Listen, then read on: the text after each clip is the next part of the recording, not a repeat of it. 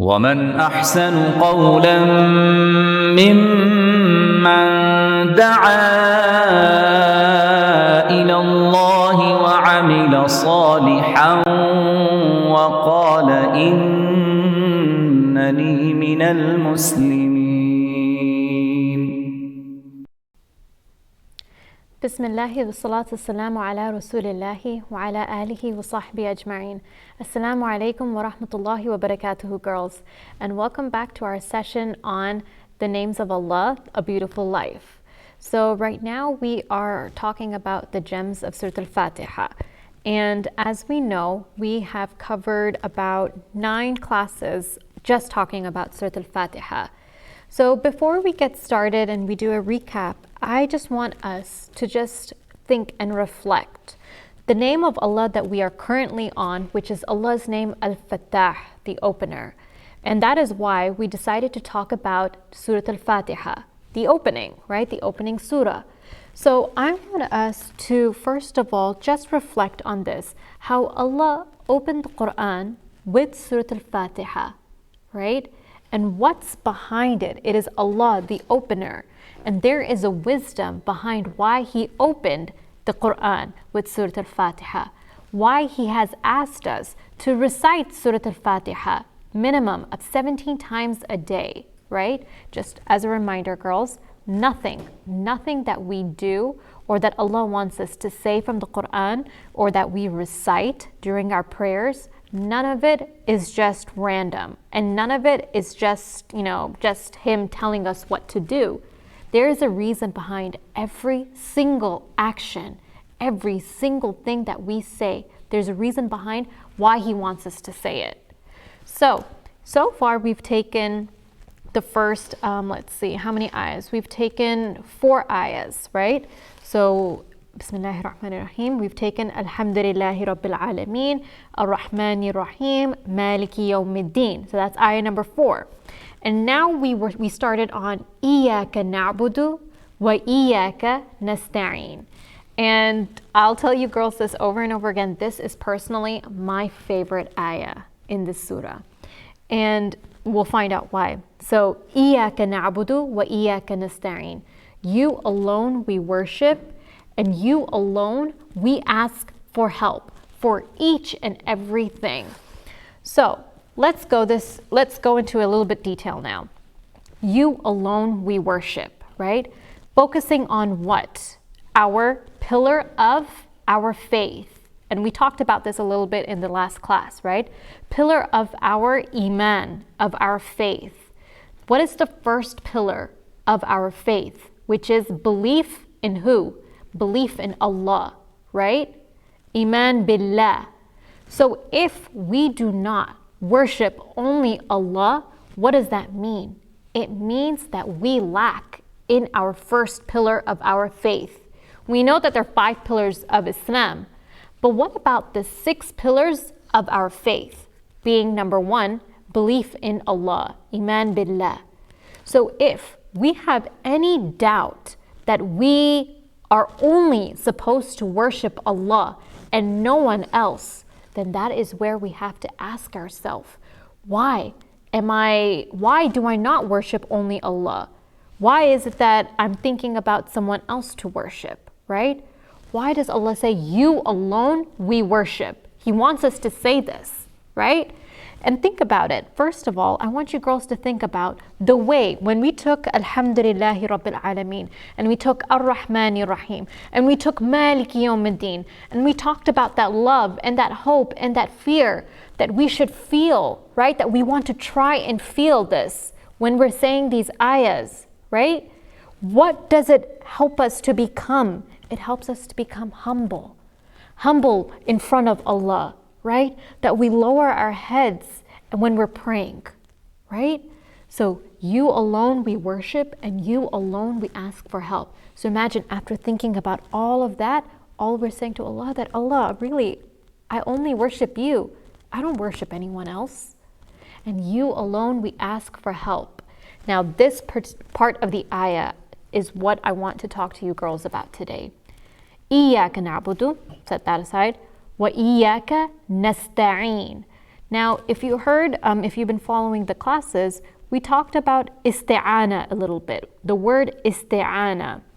And I want to go into a little bit more details about this word, inshallah. So isti'ana is an Arabic word, all right? It's an Arabic word, and what does it mean? It means that power of seeking help from Allah and only Allah. So it's an action, and not just a physical action, it's an action of the heart. It's a worship of the heart. It's an ibadatul qalb, ibadatul qalb. Imagine, it's a worship, it's an ibadah of our heart, where we are seeking help from Allah. We're seeking help and we're asking Allah to help us, right? Help us in all the situations. Help us in everything possible. Help us in our schoolwork, right? Sorry. All right. So, what is it? So, isti'ana, all right? So, now let's talk about what is isti'ana. What do I mean by isti'ana? All right.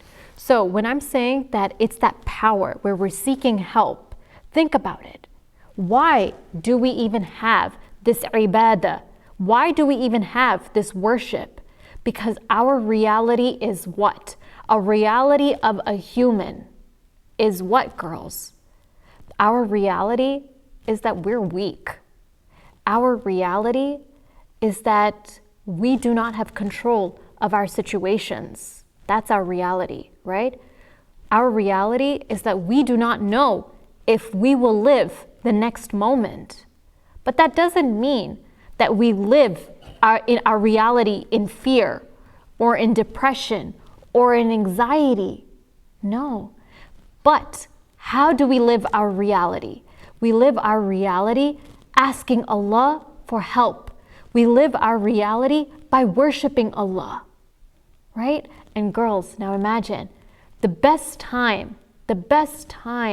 month to worship Allah is coming upon us, which is the month of Ramadan, right?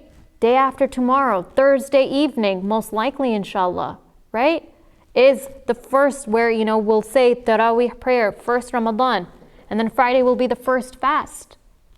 But think about it, that Allah is guiding us slowly and slowly to this month, for us to reach this month, for us to turn to Him, for us to ask Him for help, right?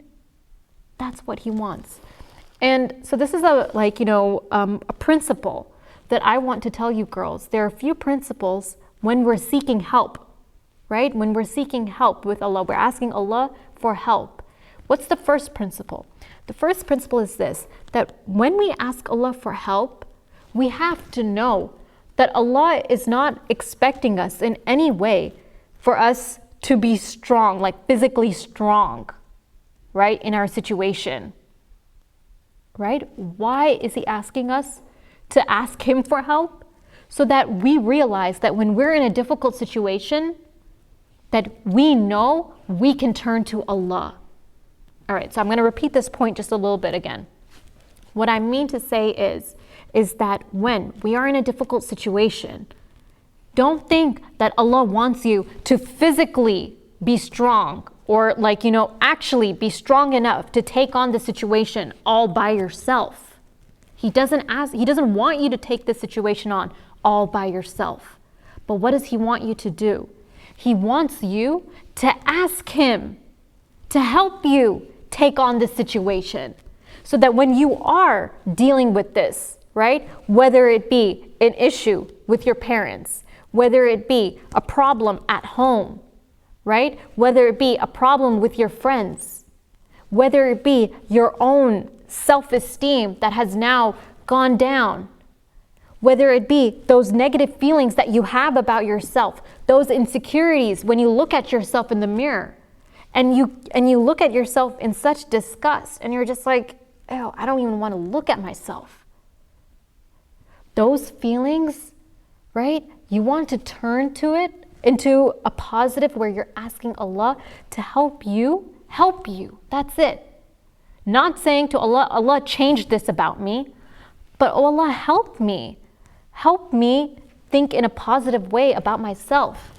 Help me think positively about the situations that are in front of me, right?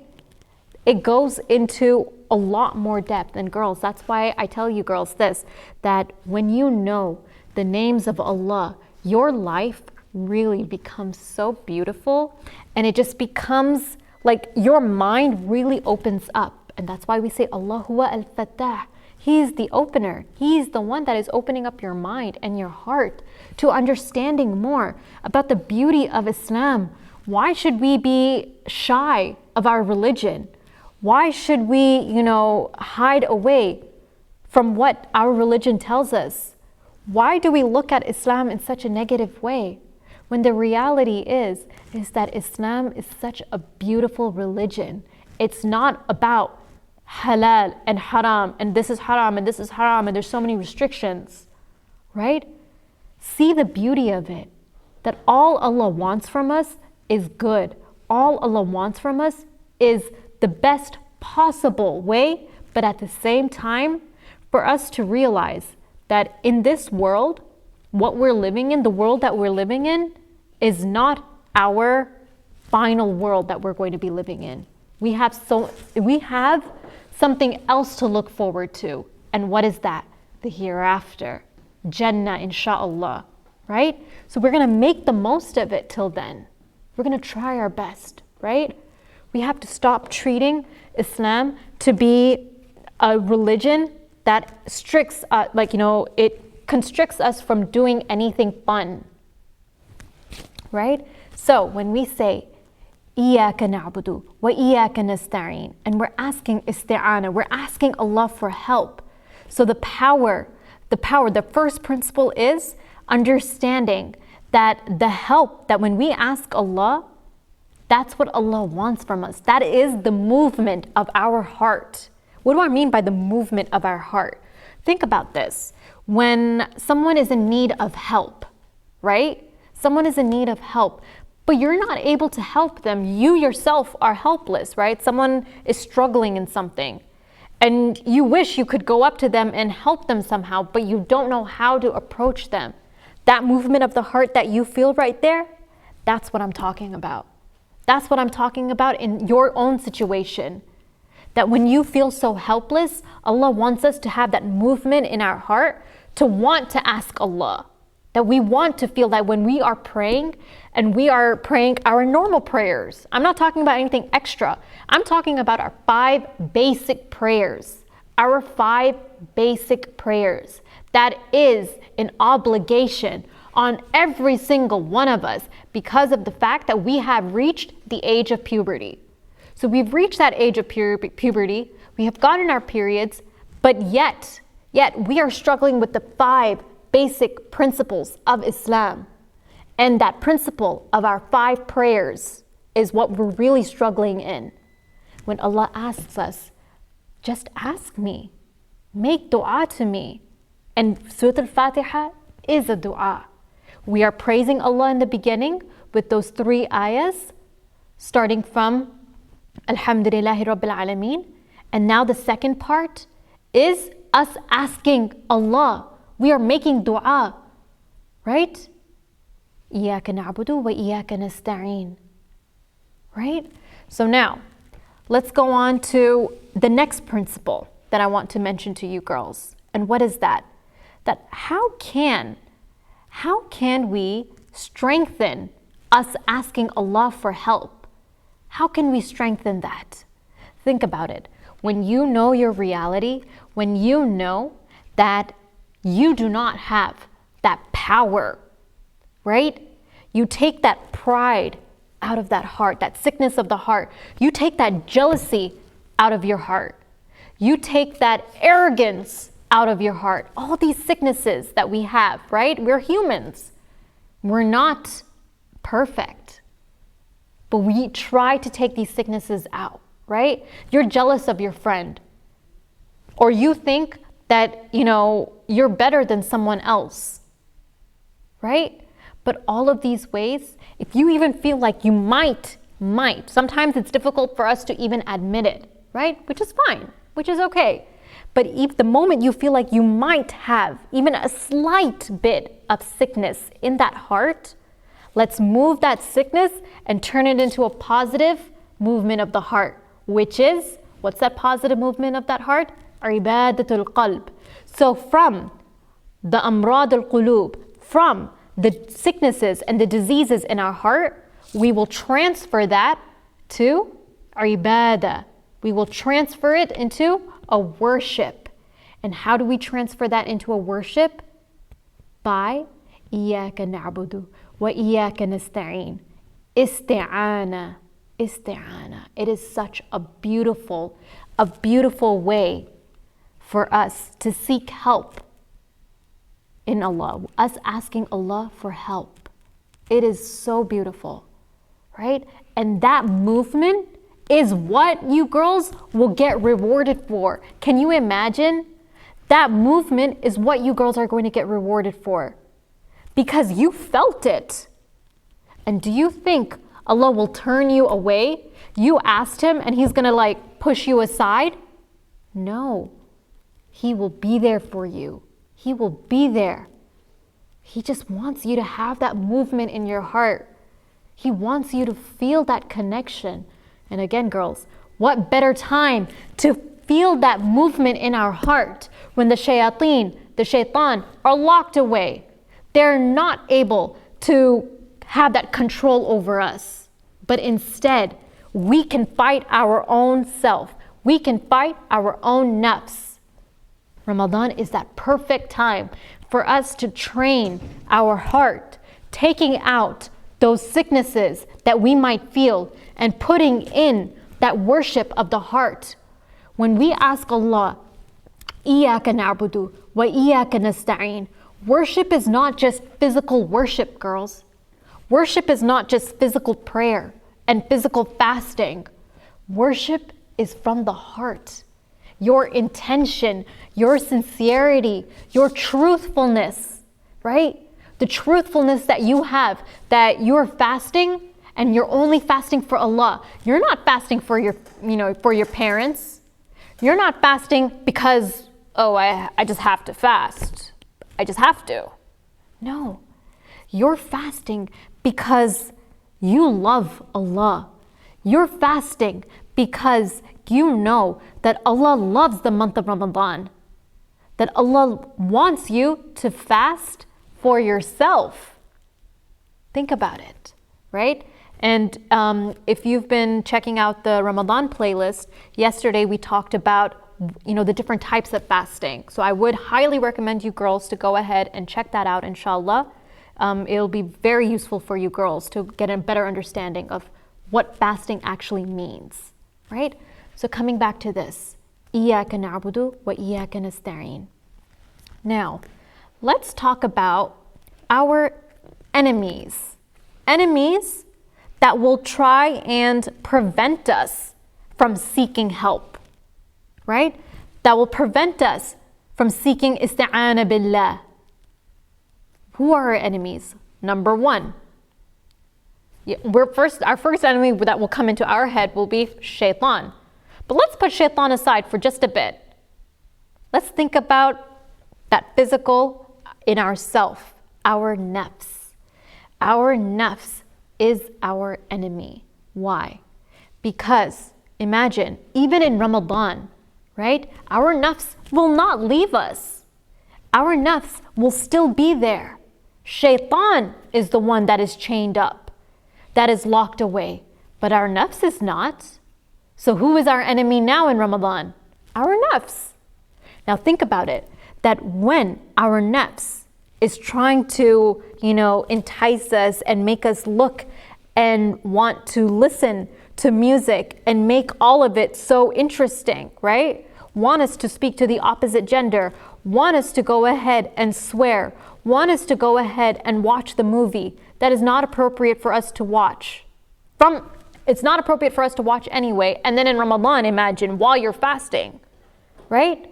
It's our nafs that will make it really interesting, want to go ahead and go against what our parents just told us.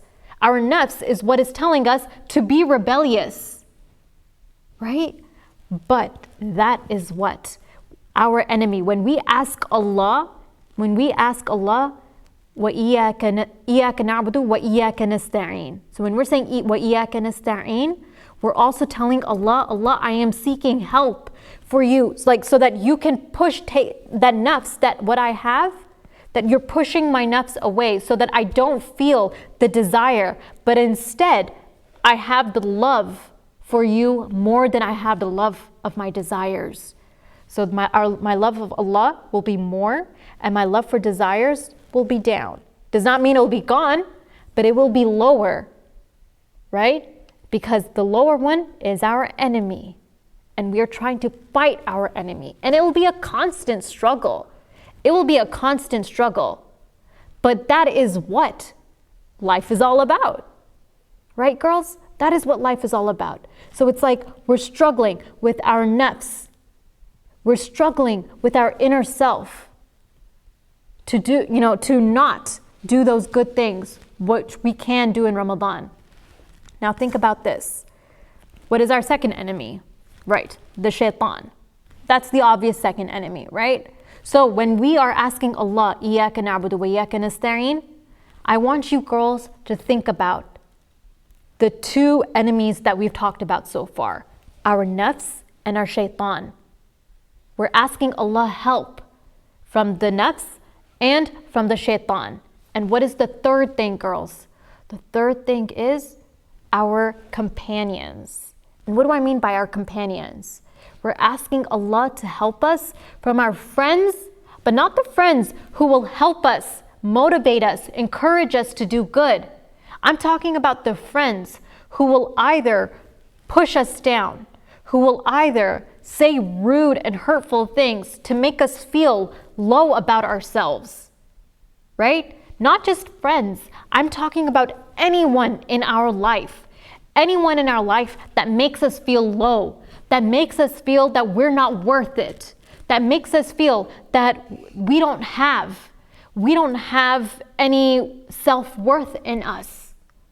That is who I'm talking about. That is who we are seeking help from, because technically they are our enemy, right? And who is the other enemy that I'm talking about in the same companions? I'm talking about the ones who make us feel that it's just us. So those who kind of like put you up on that pedestal and believe that it is only you, that you are the one who worked hard and got, to that point. You have to remember, girls, that our reality is what? Our reality is that we don't have control over our situations. Our reality is that we are weak. So we ask Allah, because what happens? Imagine if you have low self-worth, so you will feel depressed. You'll have that anxiety. But if you feel like you're up there, what are you? You're thinking that, you're full of yourself. You're narcissistic, right? You think that you have everything. Or what else? That pride, that arrogance. So again, that sickness of the heart, that comes into play. So girls, I want you girls to just reflect that when we say, إِيَّاكَ نَعْبُدُ وَإِيَّاكَ نَسْتَعِينُ, we truly are asking Allah to help us. And that is the power of isti'ana, right? Now, what's another principle, right? That knowing. So we've talked about two principles so far. The first principle is that when Allah puts you in any difficult situation, He doesn't just He's not testing you for your physical strength, right? What is He actually testing you? He's actually testing you to turn to Allah. The power of isti'ana, the power of seeking help, isti'ana. Now don't forget this word, girls, right? What's our second principle? Us identifying what is the strength in isti'ana. How can we strengthen our isti'ana?